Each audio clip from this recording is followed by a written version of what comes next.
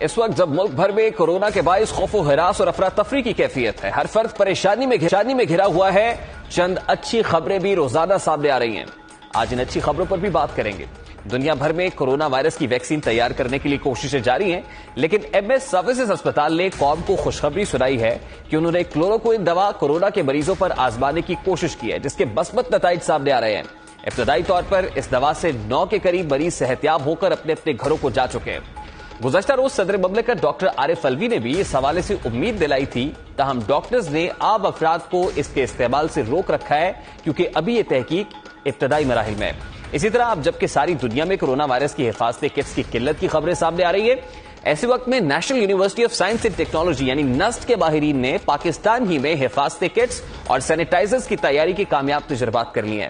حکومتی منظوری کے بعد یہ سامان بڑے پیمانے پر تیار کرنے کا آغاز بھی کر دیا جائے گا۔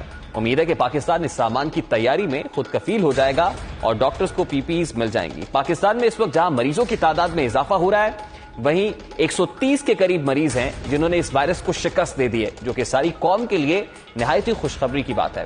پاکستان میں موجود 2500 سے زائد مریضوں میں سے صرف 8 مریضوں کی حالت اس وقت تشویشناک ہے، جو کرٹیکل ہے، اور امید کی جاتی ہے کہ آئندہ چند دنوں میں ہسپتالوں سے فارغ ہونے والے مریضوں کی تعداد سینکڑوں میں ہوگی۔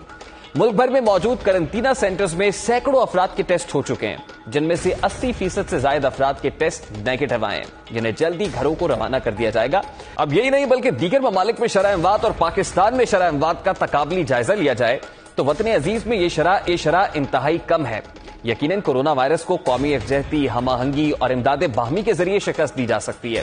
خوف، افراتفری اور نا امیدی کا خاتمہ ہی وبائی کیفیت سے نکلنے کا واحد راستہ ہے۔ حکومت کی جانب سے جاری ہدایات پر عمل کریں، خود کو اور اپنے پیاروں کو اس مرض سے بچانے میں کردار ادا کریں۔